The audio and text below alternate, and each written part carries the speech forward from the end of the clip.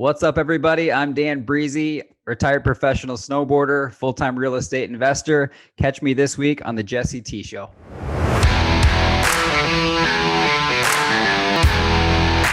Hey, thanks for having me, Jesse. Excited to be here. Man, I'm so pumped to have this conversation. You have a colorful background most people don't have, from professional snowboarder to other things that you've experienced and done in life to now real estate budding mogul. So I want to talk a little bit about your journey and your mission and just kick it off a little bit. Give us some context on who you are and your background, and lead us up to today. Yeah, you bet. So I grew up in central Minnesota, had this childhood dream of becoming a professional snowboarder. And when I graduated from high school, I moved out west with this wild idea to Salt Lake City, Utah. And I kind of set up shop there in pursuit of this goal of trying to be a professional snowboarder. And heck, through 4 or 5 years of grinding and a lot of failure and just a lot of challenges, I ended up winning a couple bigger contests, and I had a professional snowboarding career come to reality. It launched. And for the last 10, 12, 15 years here, I've been transitioning as a rider from a professional snowboarder to now a full-time real estate investor. And we're building a business now through multifamily syndication. Unbelievable story, brother. So talk about the journey a little bit, because I'm sure there's a lot of key learning experiences as being a snowboarder, making it to being professional. I know most people don't become professional in a sport. It's like less than like the 1%, right? So what was that journey like for you in being a snowboarder? Did you always have that passion? And how did you find snowboarding? How did it find you? And talk about that journey a little bit. Yeah, when I was 12, 13, 14 years old, I found snowboarding with my friends. A cousin from California brought it over they brought a snowboard into Minnesota, and it was one of the first times ever seeing it. No one ever really heard about it yet. It was kind of a new sport. And I got really into it. My friends got really into it. And over a 2-3 year period, I just ended up having this change of, wow, I didn't really know what I wanted to do. Didn't really have a direction. Kind of was lost in that middle school period of my life. Like, am I a football player, basketball player? Or am I a skater, a snowboarder? And there was a lot of confusion, and I was a little bit lost of direction I wanted to go. And when I found snowboarding, everything just came alive. It became really clear that this is the way I wanted to go. And I wanted to pursue this as a potential career. And, back then in Minnesota, I was pretty mouthy with it and just told everybody what I wanted to do. And there was a lot of pushback. There was a lot of, you realize you're from Minnesota. And there was a lot of people who I think tried to really help me by keeping me safe. But with telling you, hey, it might not work. It's probably not a realistic goal. I think that was probably the biggest challenge I had. And I luckily had parents who were super supportive of it and super supportive of following a passion. And they were my biggest, backbone to it and believing. They basically just said, yeah, go for it. You should try this. My dad grew up in central Minnesota, and he was really good at football, and he wanted to play college football, and he never followed through with that. And for so much of my childhood, I just heard him saying, I wish I would have played college football. I wish I would have gone through with it and followed through with it and just seen it through.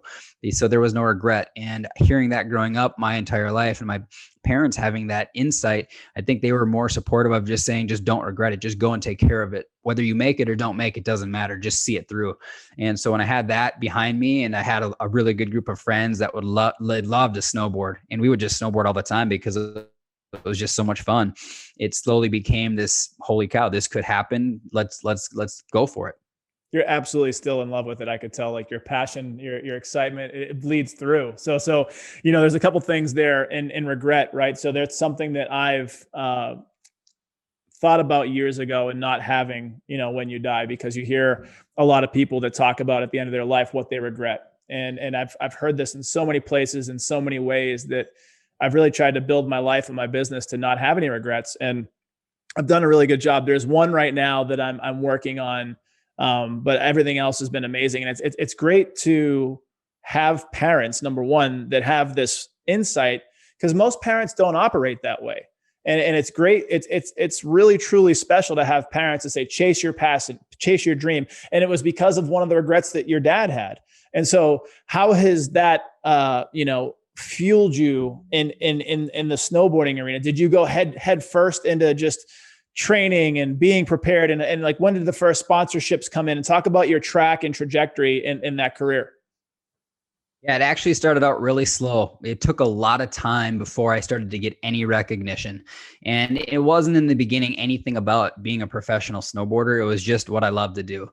And as we started to head down this path and started to get better and better, my friends would say, "Gosh, Dan, you're getting good quick. You should keep going." And I started to get some small publicity, some small filming. I'd win some small contests here and there. And those little baby steps in the beginning started to build some confidence, and it kind of snowballed off itself. And eventually I got to the point where we were filming video parts with local Minnesota companies, and we would be absolutely focused on building this video part, and the video part would come out at the end of the year. And if the video part was strong enough, you'd get some sponsorship love. Wow. You'd start to get some product from brands, and they start to see who you were. And literally over a 10-year period from when I started snowboarding to when I first got paid, it was a 10-year process of grinding every day. And when I say grinding, it was passion. I mean, it was grinding and a passion, but it was massive amounts of work, massive amounts of sacrifice with no guarantee of anything. So I would say for anybody who is wanting to pursue something athletically, you got to love it a lot. You got to be willing to do what a very small percentage of others are willing to do, because at the end of the day, if you don't want it bad enough, others will. And you will just get outworked. Even if you're extremely athletic, extremely talented, the people who want it the most will always rise above everybody else and be that kind of shining star. And I was fortunate where I wanted it bad enough where I was willing to do whatever it would take for as long as it would take. I didn't really care what I had to do. I just loved doing it that much. And I think that progressed over time. It didn't start in the beginning, but after years of riding and having some small successes, that burning desire built as you go, and you start to get this vision of what it's going to look like and where you're going to go. And that it's a big snowball effect. So I got some brand recognition when I was in Minnesota and kind of made the decision, I'm going to see this through. I'm moving out west. And then I moved out west and I worked at some pretty harsh jobs, Blockbuster, Payway, Red Lobster. My parents didn't fund this. They said, we love you, we support you, but at the end of the day, it's up to you. So wow. I did whatever I had to do. I drove a pretty beater car around, and, I think the first year I moved to Salt Lake City, I got a ride with my friends. I was broke, I had nothing. And, just one year after another, just working your way through it, finding a way. All of a sudden I found myself in Aspen, Colorado, at a contest called the Aspen Open. Anyone in the world can come in, enter. It costs $200. You sign up, and 250 athletes, unknown names, no one's ever heard of you. You compete for 3 days, and the winner ended up being me. And wow. After winning that contest, I started to really quickly get recognition from different brands all over the world. Volcom, Capita, Union, GoPro, Rockstar, all these bigger brands eventually started to tune in and say, "Hey, who is this kid? He just won the Open. He's new, he's young." And one thing led to another. Once the snowball started to get going and you started to get some brand love, it started to feed on itself. You'd start getting invited to more contests. You'd get, flown around to these spots where everyone's already seeing you. You're in the spotlight, and it really became easier once you got over that hurdle. But getting over that hurdle was an absolute grind. It was not easy to do. Talk about those key life learning lessons that were built into you, starting with your parents and their belief in you, which instilled confidence in you, and their don't die with regret kind of thing, which is one of the biggest life lessons anyone can ever hear or feel or learn. And then humility and going from, the beater car and driving around with your friends. And, I've experienced that myself too. I'm a poor kid from Boston, and just like that epic passion and hustle to create something and do something. All these life learning lessons are some of the best ones you could ever learn.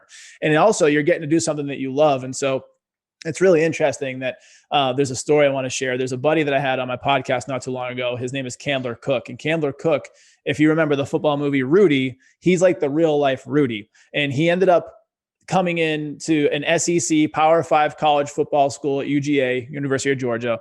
And he was undersized. He was not powerful, and he was not fast. Like the three things you need to play football, he had zero of them. But what he had was one of the most insane wills I've seen in my life, to the point where he was putting himself on a feeding schedule in college where he couldn't take more than one class at a time because he would stop one class and go eat. And he did 8 to 10 meals a day. He worked his ass off. He built himself up naturally from 140 pounds to 270 pounds in the course of 4 years so that he could play 2 downs for the UGA Bulldogs. And it was insane, his never say die mentality. And it sounds like you had a lot of that same work ethic and desire too. How does that translate over to in your life today with real estate and what you're doing? I mean, I'm assuming all these key, and I want to touch on snowboarding a little bit more, but all these key foundational elements have served you well. Is that fair to say? Yeah, definitely. I think I was fortunate to have parents who believed in me and made me think that it was possible.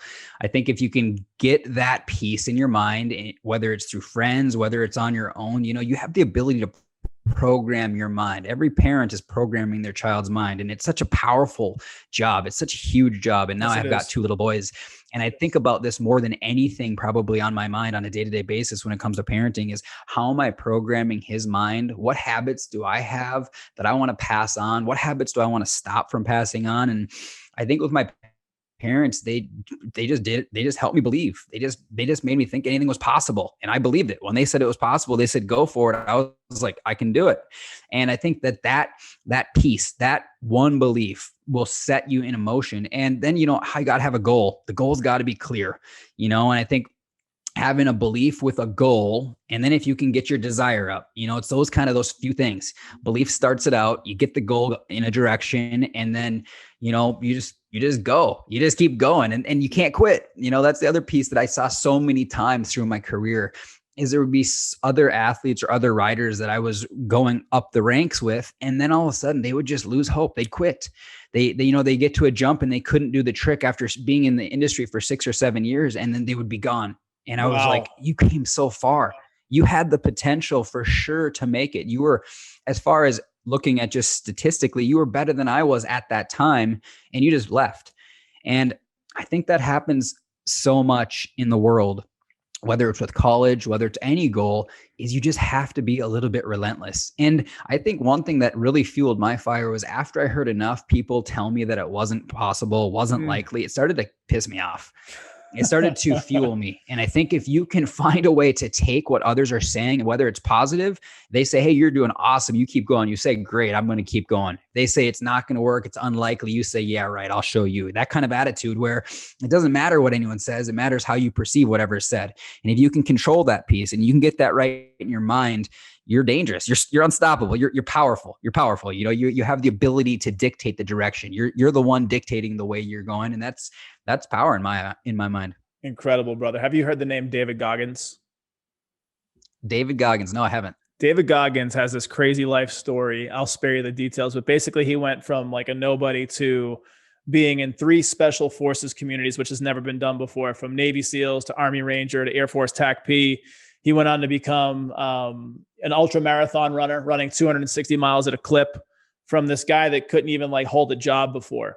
And one of his main ways that he did that was he developed something called the cookie jar. It's exactly what you're talking about. The cookie jar was anytime someone disbelieved him, someone shit on him, someone told him he couldn't accomplish this, when he was on a run, he'd go to the cookie jar and pull out one of those memories, a cookie, if you will. And he would just bite down on it and be like, screw you, I'm going to do this. And it sounds like you kind of had that same mentality and just a chip on your shoulder. You were going to prove people wrong, and it carried you through. And so how long was your snowboarding career in total, professional career? Yeah. I was getting paid for it. It was a 15-year run from start to finish. Wow. So very fortunate there to not have a major life-changing injury. In the beginning, it started slow. And then at the end, it really kind of teetered out over a long period of time. But my main run was an 8-year run where I was gung-ho hardcore to this is the only thing going on. And then over the last 4 or 5 years, the writing was on the wall. It's, in professional sports, the new kids coming up, if you're not, always progressing, there's going to come a time when other people take your spot. And with having 2 boys, specifically when my first son came around, everything just changed. I didn't feel the same way. I was thinking about when I'd be filming, oh gosh, this is a big risk right now. And that never happened in my life before I had my son. So I could tell a change was coming in the air. And luckily I got the X Games out of the way. I was a part of X Games 6 times, 2 gold medals, 2 silver medals. And then my son came around and things just naturally progressed. And at the time I was thinking it was a little too soon. I wasn't ready to be there yet, but looking back, it was the perfect time, and being 37 now, everything is just, it's funny how it worked out better than I could have planned. It's just kind of how it happened, and things worked out great. How old are your boys? I got an 8-year-old and a 2-year-old. Okay. Yeah. Perspective changes dramatically when you bring little humans in the world that you're responsible for. And all these things that we used to do. Cause I used to be a daredevil and a wild son of a bitch when I was younger. And I used to do crazy stuff. And like, once you have people that you're responsible for, that goes all out the window. And it sounds like the same did for you. I have a 6-year-old and a 4-year-old, and they are both boys as well. And they're my best teachers, if you will. We think that we're the leaders, and we think we're teachers when it comes to them, but they teach so much. And one of the things they teach you is that you need to be around in the future. That's right. Yeah. That is exactly right. That's exactly where my mind was at when we were filming, was like, what if I had something, catastrophic happen, or I'm in a wheelchair, or worse, I pass away. And so when those thoughts started to happen, things changed really quickly. And like I said, I never had those until Zealand, my son, came around, and that was the beginning of the end. And it worked out just so beautifully. And I'm so grateful to have had that career and live that dream. And I'm telling you, when we were in the thick of it, it was an absolute obsession. It was every day, all day long. So now I look back and I'm like, I don't miss it one bit. I really don't. We gave it everything we had for those 10-year run, and let's move on and focus on something else. That's a beautiful perspective, brother. No regrets, and how powerful it was for you and what it's done for you, and the enjoyment you get from that. And so now the question becomes, I'm prior military, and I deal with a lot of military guys and girls, but I also know a lot of athletes, professional athletes. And there's a synergy between us where when you have a pro athlete or a military guy or girl leaving what they've done for so long, they take off the uniform, they take off the jersey. What do you do next? Like there's this, for most of us, not saying everyone, but for most of us, there's like a crisis of identity, an existential crisis of like, what's the next move? And, you have some people that plan ahead and they do the right thing, and some people that just kind of like get out and like, what's next? And so what was that transition like for you from snowboarding to real estate? And was real estate the next move? Yes, no, that's a dang good point. I'm so glad you brought it up, because I see this in our industry right now. I see it with other riders who have their career abruptly end, have nothing. And we've actually had some suicide in our industry in the last 12 months with the pandemic. There's been a lot of athletes who've been let go, and 2 friends who I know well, committed suicide. And I so wish, and anyone who hears this, if you're an athlete and you're transitioning, reach out anytime. I'll give you my contact at the end of this. But I had this, I was fortunate where during the middle of my career, some of my heroes who were my gods, these guys were the guys at the time, their careers were winding down, and I could see how uncomfortable it was for them. And they had these huge runs, and they were huge, big name guys in the industry. And I saw what was happening. So I was like, oh my gosh, I'm going to focus on my snowboarding, but I'm going to work on something on the side, because you never do know when a brand's just, your contracts, you got a 3-year deal. That's great. Those 3 years are gone. Things change quickly. All of a sudden they've got a budget change. You're just not in the picture anymore. And it happens all the time. So I started to educate myself on the side. I had all summer off pretty much, or I could take it off. And this was later in my career. I definitely want to say that. So later in my career, things were already rolling. I had more time in the summer where I could do these kind of things. So I started to educate myself on ways to reduce my taxes as a snowboarder legally, because that was another thing that really punched me in the face. Was I didn't realize as a self-employed snowboarder that 40 to 60% of my income was going to be taken as an athlete. And you're just like, I just risked my life and sacrificed my life. And now you basically cut whatever I'm going to make in half, and it's gone for taxes. So that huge piece, and seeing all these guys having their careers winding down that were older than me, really set me up to say, you got to figure something out so that when the transition does fully happen, it's a beautiful transition and not a brutal one. And I mean, there's stories for days about the brutal ones. There's so many athletes who go through that.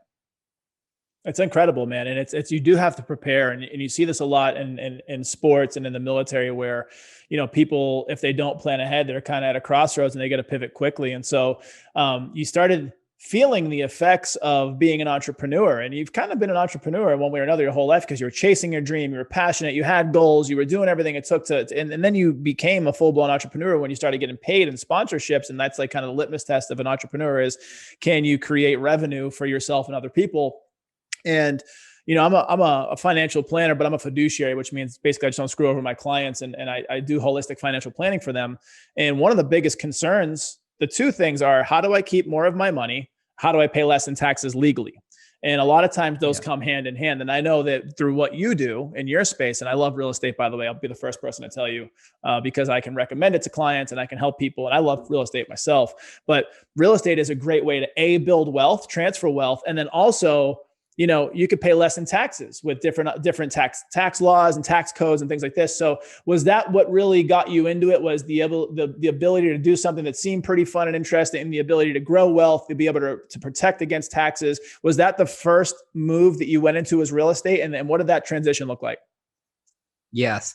My goal was reduce taxes and create passive income. Yep. I wanted to have income flowing in whether I worked or didn't work. And those two things went hand in hand when it came to real estate. I love reading books and educating myself on finances and wealth. And Robert Kiyosaki, Rich Dad, Poor Dad, was one of the books that really just was and so eye-opening. And I loved how he explained it to someone who, I did all right in school, but I wasn't the A student. I was a B, C student. That's just the way it was.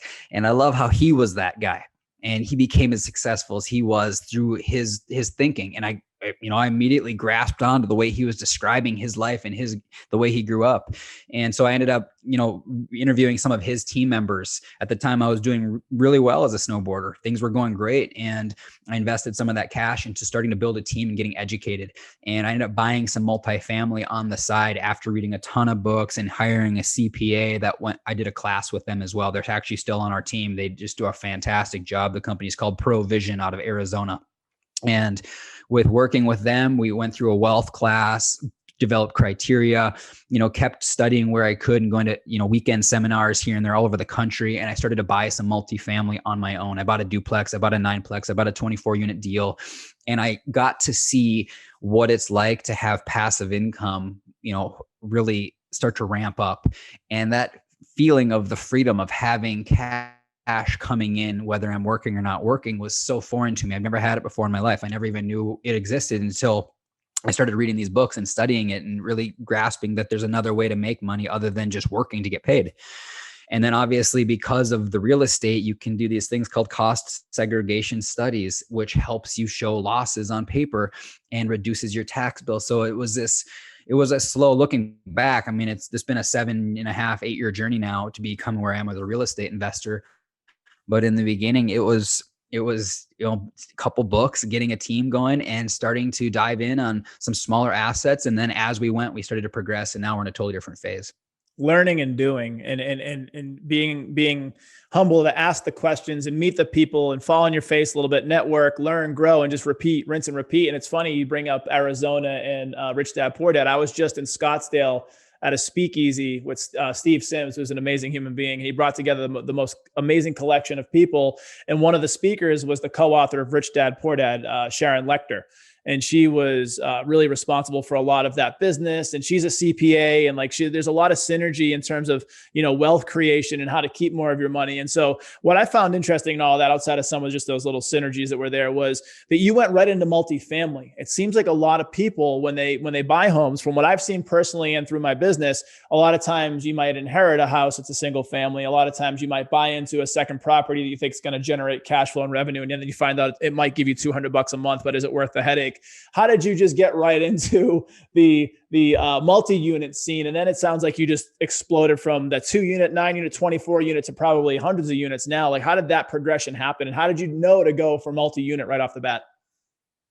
Yeah, that's a great question. I think the multifamily aspect, I knew that I could afford. I was buying in the beginning based on what I had for money. So I knew I could afford a $200,000, $400,000, $500,000, $800,000 property. So that's kind of where my wheelhouse started. I like the idea of multiple tenants, just because then if you got a 9-unit building and one goes vacant, you still have 8 people paying you.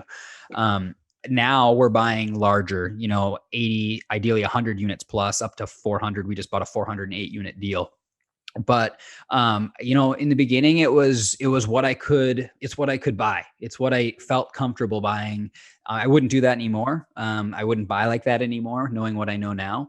But it was a good way to get in, because I wouldn't have had the experience. I mean, you gather experience by being on the GP side, the general partner side, being on the management calls weekly. And I remember with my 9-unit property, I look back, I mean, the property did fantastic. I luckily, timing wise, I was right in the time at 2012. I mean, you really couldn't have bought wrong at the time. Right. But just being on the monthly, conversation via email, reviewing reports, driving the property every few weeks. And that was really just the beginning of what we're doing now. And it's really similar stuff, just on a larger scale. But that's where I started there. That's what I could afford at the time.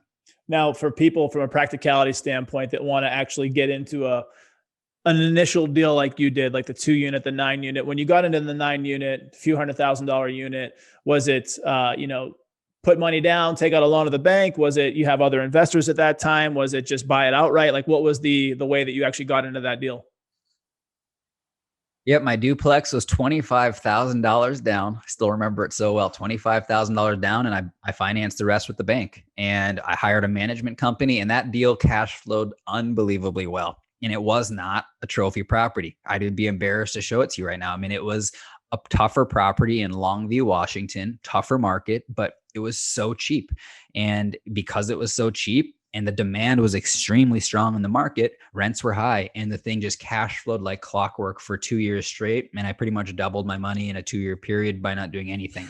And then, that's not really to brag. It wasn't that much money or anything. It just, it was a lucky time, and it was in the right market. I will say, I did a little bit of market research, having the right team around you when you're investing, a great CPA, a property management company, when you start to raise capital, an SEC attorney, a regular attorney that just understands contracts, all of that stuff is so critical once you start to raise capital. But in the beginning, it was just me. I put down a little bit of money, and anyone can save 25 grand in my opinion nowadays. If you live below your means, you work hard, you can put $1,000 away each month, or even two, and in a couple of years you could be buying a property just like that. So anyone could buy something like that, as long as you have a good team and you have some understanding of real estate. You could buy 10 of those. It wouldn't be that hard. What were you cash flowing each month on that property for 2 years? You said it was a pretty good return, because again, you hear some people say that it's a couple $100 and you're lucky. So were you above that number? Yeah, it was like 400 a month, pretty much clockwork. Beautiful. So an extra $5,000 a year times 2 years is 10 grand. And then, if you sell the house, I'm sure there's some take home there. And so you basically had this, really, it sounds like a great experience for that one. And then it just built you into, so yeah, you jumped to 24 units on the next one. Was that any different than the 9-unit? So it went from a duplex to the 9-plex. The 9-plex cash flowed like a beast as well. And then at that point, I was looking for something bigger, and I went back towards Minnesota. I grew up in Minnesota, and that property actually, it was a challenging property. I would say I probably learned the most on that property. I put the most down compared to my duplex and my 9-plex. And it was a little bit bigger. There were more tenants. There was more going on. But at the time, I would never buy like I bought then now knowing what I know, because after we got to the point of raising money, we got trained by a professional guy out of Dallas, Fort Worth, and he doesn't recommend buying how I bought. But at the time, knowing what I knew, I went all in on this property. And I luckily hired a management company that was relatively competent. I didn't bring any CapEx dollars to upgrade anything or solve any of the problems. I just figured I'd fix it out of cash flow, which is a very mom and pop style of investing. I didn't use non-recourse debt. I used all recourse debt. I financed it all, raised no capital from anybody. But at the end of the day, I was the one that made all the decisions, and I actually sold that property about 1.5 years, 2 years ago now, and I'm so grateful to have exited that property, because I know the new buyers that bought it, are struggling and have struggled. So it was a total different style of buying then versus how we do it now. And number one, I never would have paid what I paid for it. Now with my underwriting style has completely changed. And then I would have, if I was buying again, we would have brought in a bunch of capital up front and fixed all of the potential problems. So when we went to exit, we had a great asset. Beautiful. And jumping from a 24 unit to now 408 units, it seems like people listening to that might think that's a big leap, but it sounds like the progression from 2 to 9 to 24 to 408, there's a lot of, building blocks. And like, once you do one, you get better and do the next one. So what was it like putting together the 408 unit, deal, and how long did that take to go through? And it sounds like it just got to completion. So congratulations. Thank you. Yeah, actually there was much more than that. It was duplex, a 9-plex, a 24 unit deal, a 28 unit deal. Then we bought a 45 unit deal. Then we bought an 86 unit deal. Then I bought a 100 unit deal. Then we bought I think 200-ish deal, and then the 408 unit deal. So wow. It was a series of steps, and it sounds way wealthier and way bigger than it truly is. It was 408 units split between 7 partners. So it was a great task and an incredible close. I mean, $4.7 million purchase price, and we had to raise $12 million. But there were 7 of us on the team. So we were all working towards the same goal. We're all on the GPs, raising capital from all of our investors, coming together, and it's honestly, it's a lot easier buying bigger than smaller, if you can believe that, because the banks don't care about what kind of income you make. They don't care about what my income looks like as a snowboarder anymore. Now they're looking strictly at the asset. They're saying, hey, how much income, what's the expenses, and what are you guys going to do with the property, and how are the income and expenses going to look? And based on that, here's the debt we'll provide, you raise the rest. So really, at the end of the day, if you've got a great track record, you've got a team and you've got investors who trust you, closing on a 408 unit deal was easier as easy as closing on the 24 unit deal. But it also probably comes down to the experience, the expertise, and the connections and relationships being in place as well. I mean, it seems easier, but you're also becoming a wizard at doing this. So you got to give yourself some credit. But go ahead. Sorry about that. Yeah, no, you're 100% right. I will say that's totally true. And being trained by a professional, someone who had been through the 2008, 2009 financial crisis and helping us underwrite and looking at the deals with us was absolutely critical, pivotal. I mean, I would never feel comfortable raising money unless I got trained by somebody who had a remarkable track record and who has been through a downturn to help make sure that when the tide changes, you are set up to still be successful, because that's the biggest thing. Obviously, everyone can buy real estate when the trend's going up, but once that trend changes, you start to see who was buying legitimately and conservatively and who was just buying to buy and overpay. Yep. You hit a great point there. And there's a lot of entrepreneurs and executives that listen to this. So this will be very relevant. But I used to listen to Gary Vee a lot back in the day, and since kind of, gotten away, but he has some great insights. And one of them he used to say, especially during this economic cycle, is you see a lot of fake entrepreneurs out there right now, people that are just running a business on the fat of the land. And like anyone can go out there and do it right now. But like when the times get tough, like the '08 mortgage or the 2000.com bubble burst, you start to see who's really made of what it takes to survive and thrive. And especially in the real estate business, because it parallels the stock market so heavily in a lot of ways. From, in the stock market, you'll see these cycles of usually about 10 years on average to have a bull market or like really strong market. And then there'll be something that comes along, whether it's the mortgage bubble or the .com bubble or a pandemic, whatever. And it restarts the market and you go through a little bit of a recession for a couple of years. And then just like the real estate industry, stocks and real estate, they go up over time. And then there's a correction. And so we're going through a point now where there's going to be a little bit of a correction, and you get to see who's made of the stuff that it takes to endure. Mm-hmm, indeed. And, this is an interesting correction, I feel like, in the sense that it doesn't feel like it's a free market anymore. You've got the Fed deciding how much money is going to be given out. You've got companies that are being given funds like airlines, which I'm not saying it's not a good idea and needed potentially, but it's just a different, I think if we went through, recessions and bull markets over the last 50 years and I was older now, I would look at this and say, something seems different. Something seems off. It's not totally, our tenants luckily are getting help from the government. They're getting checks. A lot of them are getting their rent paid for. Well, if that didn't happen, we would see, destruction in the streets right now. And yep. I think by a lot of buyers, unless you've owned for a long time and had no debt, it would be challenging, and a lot of banks would be getting a lot of property back right now. It's interesting. This is a whole nother podcast for a whole nother time, but speaking about technocracy and government control and all these things that are happening right now, but it's absolutely true. Look what just happened with GameStop. and a bunch of Reddit people like disrupted the market. And then Robinhood was in cahoots with a hedge fund. They said, you know what, we're not going to trade right now. So it wasn't a free market. So you're seeing a lot of these things happen, that there's a lot of BS out there, but people are becoming so much wiser and hip to the game that they start to become entrepreneurs, and they go out and they plant their own flag, and they're not going to be controlled by corporate as much as possible. And it sounds like, we're kind of all in that same vein. So just in the interest of time and getting off, and I got to go get my son, whatever. But as far as for you, looking forward to 2021 for the business portfolio, the investment portfolio, what does this year look like for you? What are you trying to knock out before this year is over? Yeah, Mike and we started Granite Towers Equity Group in 2017. Mike is one of my best childhood friends. I've known him forever. We're looking to do 4 to 5 syndications, 4 to 5 deals a year, and they're all private investments. They're all private investors.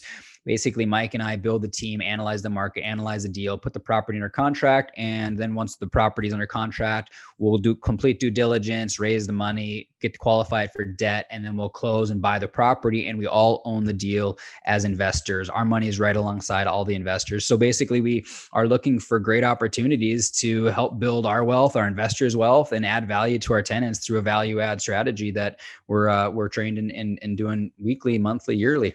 And one other question, I always ask this, but in terms of your life's goals, that one Misogi or that bucket list item that you got to knock out before all's said and done, so you don't die with regret like we talked about, what is that one thing that you're looking to do that you haven't done yet, with the family, with the business, with life, whatever it is? The one thing right now is making sure I'm around enough for my kids, and just making sure I'm influencing them in the best way that I possibly can, because they've got this little period of time with my son being 8 and a 2-year-old until they hit their 16, 17, 18-year-old mark. I want to just be around as much as I possibly can. I know how much I appreciated that with my parents and how much it affected my life in a positive way. And I just want to be the one there to help program their mind in the best way that I think I can do it. Well, brother, I'm excited to have connected with you. I am excited to see where our journey takes us. I'm sure there's a lot we could do in collaborating and partnering together on things. And let me be the first one from the Jesse T Show audience to say thank you for who you are. He's the amazing, the mighty, the powerful Dan Brisse. I'm Jesse T. Be sure to catch us on next week's episode of the Jesse T Show.